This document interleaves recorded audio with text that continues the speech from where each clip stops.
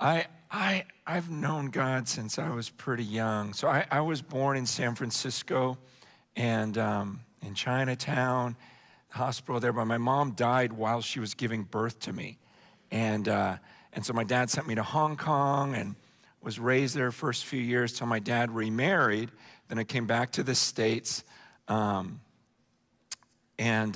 living in Stockton. And when I was about 7, 8 years old, my stepmother was on the Antioch Bridge and went off the side of it, and she died. And then my dad got married again, and then when I was 12, my dad died of cancer. And so when you're a kid and you've already watched them bury your stepmom and you're having these nightmares and you're just picturing like, what happened there? And then you're watching them do the same thing to your dad a few years later. And even though I didn't have a great relationship with my dad, and even though we never had it just was terrifying. And I just began to search. It's like, man, what do I believe? I've got to know, because I don't know if tomorrow's going to happen. You know, when you grow up like that, you just don't take every day for granted. When I put my kids to bed, I don't think, oh, I'll see you tomorrow. Oh, yeah, everything's going to be the same forever and ever. It's like you just don't think that way. And I thank God that I had the upbringing that I did, because it causes me to value like every single second, like right now, to go, man, this could be it. Man, a lot of times when I teach and I'm, like right here, you've got these countdown numbers, and it shows me how much longer I have. Seriously, something I do is I'll look at these numbers and I'll just imagine, okay, what if that's the countdown of my life? I seriously think that. Then I go, what would I say to you? Because I think, you know what? If I got, I'll come back, if I'm good enough, he'll ask me back, and I'll give another message, whatever else. Like, I don't think that way. I just go, gosh, man, I don't know. Like, this is it. If that's the countdown, then what would I say? I would care less what you thought about me, and I would beg you to take this seriously. And go, man, some of you come to the service, maybe you've been going all your life, and yet when I talk about, I just love being with him, I love knowing him, I just don't want to leave his presence sometimes. Some of you are going, what are you even talking about?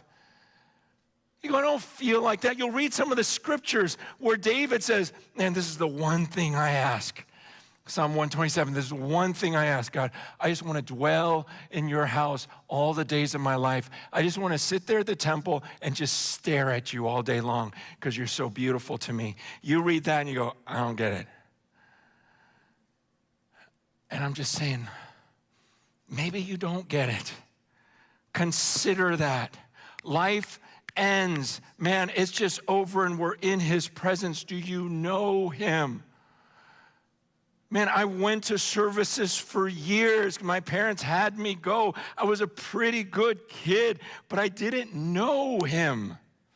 I didn't get it for myself. I didn't understand the thrill of knowing him.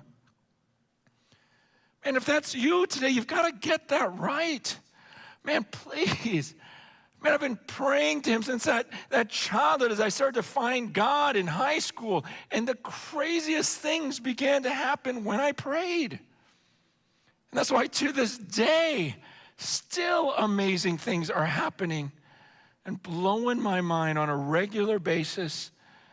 It doesn't get old. When you know him, you're just going, God, I can't believe I'm speaking to you. Can't believe I get to speak to God. The topic today is leaders pray, and I used to pastor a church much like this. In fact, it's called Cornerstones out in Southern California, and we had satellite services and tons of services, everything else.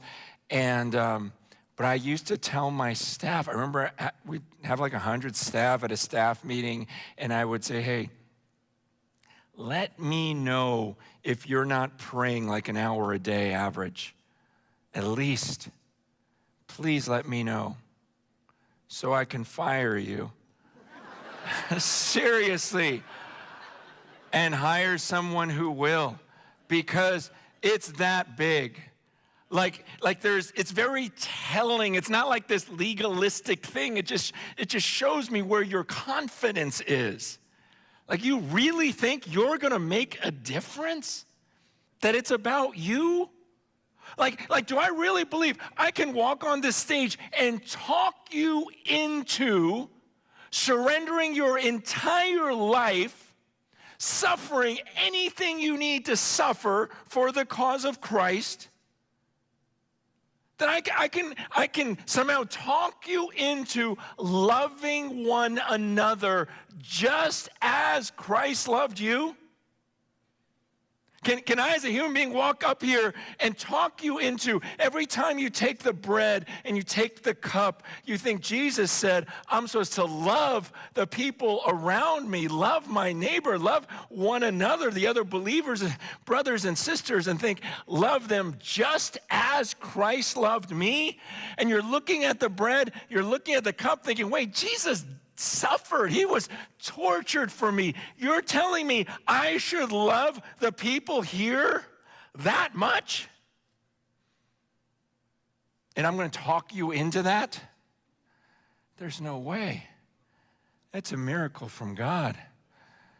And so we get on our face. That's why as we look at Nehemiah, you know, that it was the natural reaction. You'll be seeing it as you continue to study the life of Nehemiah. He's like, I'm asked to do things that are impossible. So what else am I going to do? I know you looked at this last week. As soon as I heard these words, I sat down and wept and mourned for days, and I continued fasting and praying before the God of heaven. That was his natural response. He goes, what else am I going to do?